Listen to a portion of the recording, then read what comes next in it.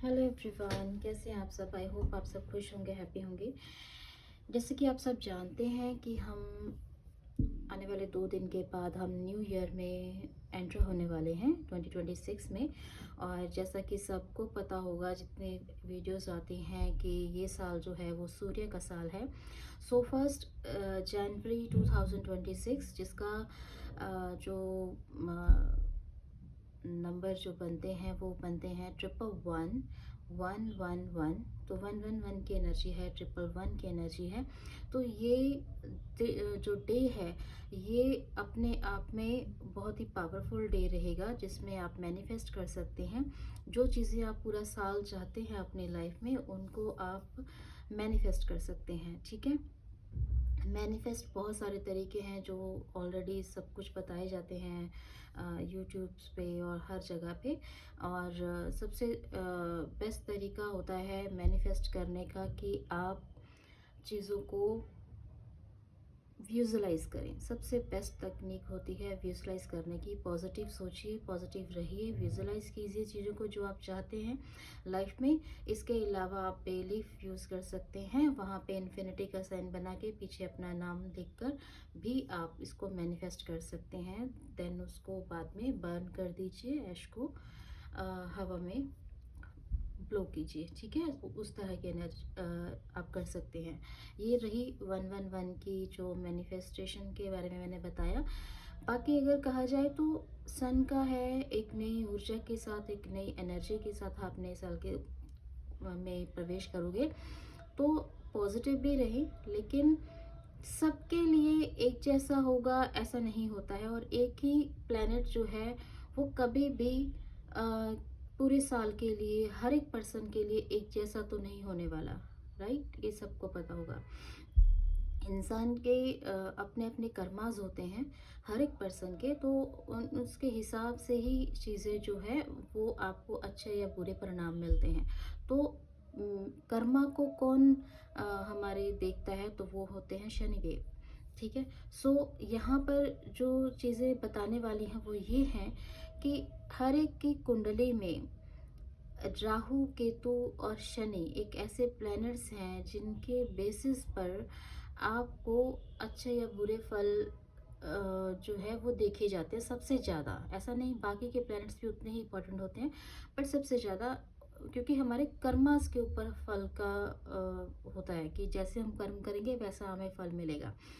सो पूरा साल मैं ये कहूँगी कि हर एक पर्सन को हनुमान चालीसा ज़रूर ज़रूर पढ़ना चाहिए, ताकि क्योंकि शनि देव जो हैं उन पर्सन्स को हार्म नहीं पहुंचाते, उन लोगों को हार्म नहीं करते हैं।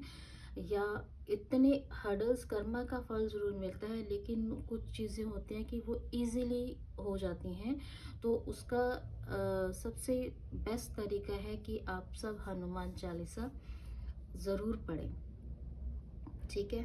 और अच्छे कर्म कीजिए, भगवान को हमेशा याद रखिए। सो चीज़ें अपने आप सही होना शुरू हो जाती हैं। ठीक है। सो ये थी जैसे लोग बोलते हैं ये हो जाएगा वो हो जाएगा, वो मैं नहीं बोल रही हूँ। मैं सिंपल आपको रियलिटी बता रही हूँ, फैक्ट बता रही हूँ कि ये एक ही प्लेनेट जो होता है वो एक रीज़न नहीं होता है किसी की पूरी ज़िंदगी में अच्छे बुरा कैसा जाने वाला है, वो चीज़ों के बेस पे है। ठीक है। हाँ, बाकी मैंने आपको बता दिया कि सबको हनुमान चालीसा पढ़ना है और अच्छे कर्म करने हैं। सो ये थी एक इन्फॉर्मेशन। और आज मैं सिर्फ एरीज़ के बारे में बता देती हूँ, क्योंकि मैं सोच रही हूँ कि हम लोग कैसा रहने वाला 2026 एरीज़ वालों के लिए। लेकिन हर रोज़ हम एक एक राशि को ले लेंगे, या मैं थोड़ी देर बाद नेक्स्ट राशि बता दूंगी। बस अभी के लिए मैं सिर्फ एरीज राशि का बता देती हूँ, क्योंकि अदरवाइज़ रीडिंग जो है वो बहुत लंबी हो जाएगी, क्योंकि ये इन्फॉर्मेशन देना मेरे लिए बहुत ज़रूरी था आप सबको। और लेट्स चेक कि एरीज वालों के लिए 2026 कैसा रहने वाला है। यूनिवर्स, एंजल्स, प्लीज़ हमें गाइड कीजिए, बताइए एरीज वालों के लिए 2026 कैसा जाने वाला है। एक जनरल प्रेडिक्शन है, बाकी तो देखो आप कैसा कर्मा करते हो, आपके पास्ट कर्मा सब चीज़ें मैटर करती होती हैं।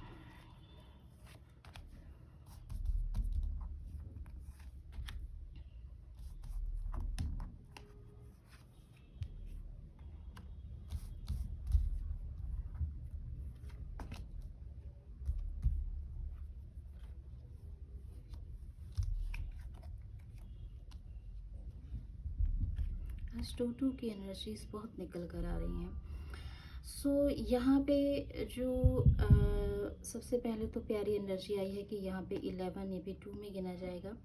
2-2 ट्रिपल 2 की एनर्जी निकल कर आई है एरीज वालों के लिए।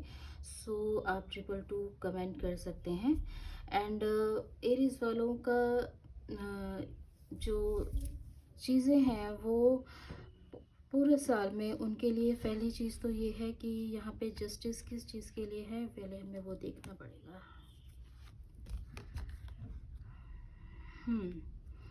सो आप शायद काफ़ी 2025 में किसी चीज़ों को लेकर काफ़ी अपसेट रहे। हो सकता है आपका रिलेशनशिप टूटा हो, या किसी घर परिवार में कोई चीज़ ऐसी हुई हो, या फिर कुछ भी इस तरह की एनर्जी है जिसकी वजह से आप काफ़ी दुखी और अपसेट नज़र आ रहे हो।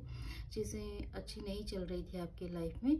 वहाँ पे जो है आपकी तरफ चीज़ें बैलेंस होती हुई नज़र आ रही हैं, आपके फेवर में चीज़ें होती हुई आ रही हैं, आपके साथ जस्टिस होता हुआ नज़र आ रहा है, जहाँ पर आप काफ़ी परेशान थे। तो यहाँ पे भी ऐसा लग रहा है कि आप जो है उस सिचुएशन से खुद ये चीज़ें चाहते थे कि वो मैं बाहर आऊँ। तो वो आप बाहर में भी 2026 में जो है आप उस सिचुएशन को छोड़कर बाहर निकलते हुए नज़र आ रहे हैं, ठीक है।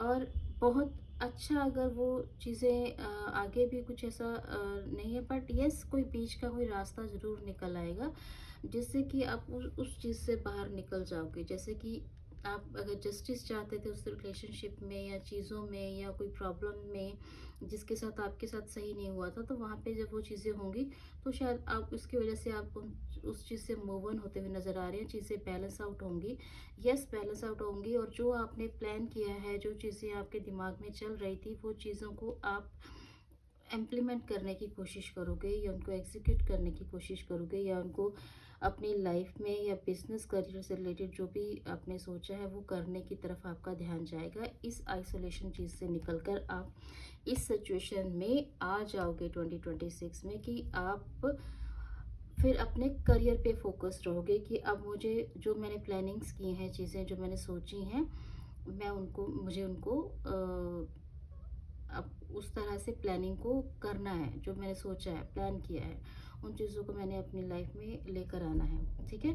तो वो आप प्लानिंग करते हैं, उसके लिए यही एक चीज़ मैं आप यहाँ पे आपको गाइड करूँगी कि आपको अपने कंफर्ट जोन से बाहर निकलना है। अगर आप चाहते हो कि जो आपने प्लानिंग की है वो एग्जीक्यूट हो, तो आपको अपने कंफर्ट जोन से बाहर निकलने की ज़रूरत है, ठीक है। तभी वो चीज़ें आप उनको कर पाओगे, ठीक है। और आप इसी चीज़ का वेट करते हुए नज़र आ रहे हो, और कुछ चीज़ें अभी इमोशनली भी आपके दिमाग में है जो पास्ट की हैं, चल रही थी, क्योंकि ज़्यादा वाटर साइन की एनर्जी लग रही है मुझे। तो वहाँ पे आपको प्रैक्टिकल होने की ज़रूरत है, और आपको उन चीज़ों को जो आपने सोचा अपने आप पे विश्वास रख करके आगे बढ़ने की ज़रूरत है, ठीक है। अपने अंदर वो कॉन्फिडेंस आप लेकर आइएगा। और सेकंड चीज़ ये कि जो भी सोचा है उसमें आप मुझे थोड़ा सा ये लग रहे हो कि जो दो चीज़ों में आप कंफ्यूज्ड नज़र आ रहे हो, तो या तो वो इमोशनली और प्रैक्टिकली चीज़ों को लेकर बैलेंस नहीं कर पा रहे हो, या फिर आप दो तरह की चीज़ें आपने प्लान की हैं और दोनों में से कौन सी सबसे ज़्यादा अच्छी रहेगी, इस चीज़ को लेकर आप कंफ्यूज हो। तो इसमें आप दूसरों की हेल्प ले सकते हैं ताकि वो आपको गाइड कर पाएँ, लेकिन जो आपके वेल विशर्स हैं, ठीक है। एंड यहाँ पे भी ऐसी एनर्जी निकल कर आई है कि यस, जैसे यहाँ पे भी मैंने कहा कि इमोशनली एंड प्रैक्टिकली चीज़ों में थोड़ा सा आप वो रहोगे, तो यहाँ पे भी जो है यही एनर्जी है कि आप इस ब्लैक एनर्जी से निकल कर आप आपके लाइफ में जो है वो रोशनी आती हुई नज़र आ रही है और पॉजिटिव होता हुआ नज़र आ रहा है, चीज़ें बैलेंस आउट होंगी। बट या तो आप कुछ छुपा रहे हो या आपसे कुछ आगे हिडन रखा जाएगा, कुछ इस तरह की एनर्जी है। बट ओवरऑल चीज़ें फ्रूटफुल लग रही हैं, काफ़ी अच्छी लग रही हैं और आप चीज़ों को बैलेंस करने की पूरी पूरी कोशिश भी करते हुए नज़र आ रहे हो। बट इमोशनली कहीं ना कहीं आप ऐसा होता है कि सम टाइम आप ऐसा सोचते हो कि इमोशंस की वजह से ड्रेन फील करोगे और सम टाइम आप काफ़ी अच्छा फील करोगे कि मुझे काम करना है, तो वहाँ पे चीज़ों को आपको बैलेंस करने की ज़रूरत है। ठीक है, तो इमोशनली आई थिंक सबसे ज़्यादा आपको ज़रूरत है बैलेंस करने की।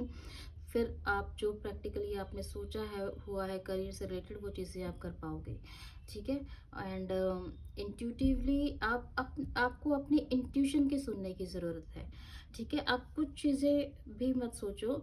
अगर आप दो चीज़ों में भी कंफ्यूज हो तो यहाँ पर आपको ज़रूरत है कि आप अपनी इंट्यूशन की सुनो, क्योंकि आपकी इंट्यूशन जो है आइसोलेटेड शायद रहने की वजह से भी वो काफ़ी अच्छी हो चुकी है और अभी आपको किसी और की तरफ भी सोचने की ज़रूरत नहीं है। जब आप इतने अपने आप में रहे हो तो आपको काफ़ी चीज़ें जो है इंसान अंदर ही अंदर समझता है, तो मैनिफेस्ट करता है चीज़ों को, या मेडिटेशन की सिचुएशन ही हो जाती है जब आप आइसोलेटेड रहते हो।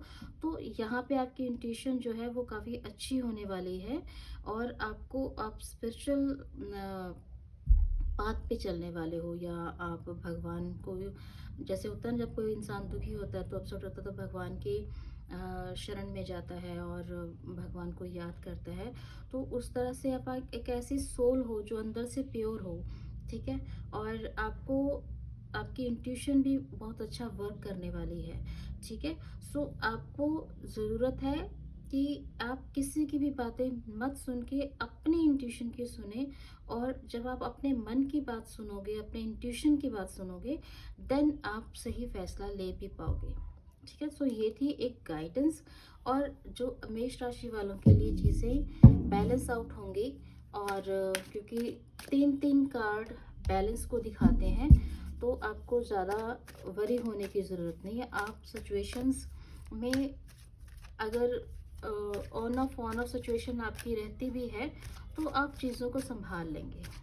ठीक है, सो ये था मेष राशि वालों के लिए 2026 कैसा रहने वाला है, गाइडेंस ले लेते हैं।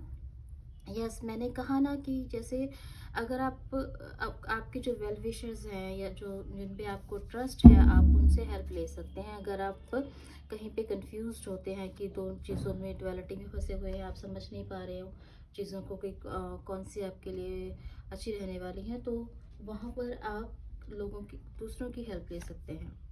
ठीक है, सो चीज़ें अच्छी हो जाएंगी आपके लिए, और अपने आप को रोकिए मत। ठीक है, यही कहा जा रहा है आपको कि अपने आप को रोकना नहीं है। आपकी लाइफ में चीज़ें अच्छी होने वाली है, रोमांस नज़र आ रहा है with in the few next month में भी। अगर आपकी लाइफ में कोई नहीं है तो हो सकता है आपकी लाइफ में कोई आए, और देयर इज़ समथिंग बेटर। अच्छा, सब कुछ अच्छा होने वाला है और ये परफेक्ट टाइमिंग आपके लिए आने वाली है।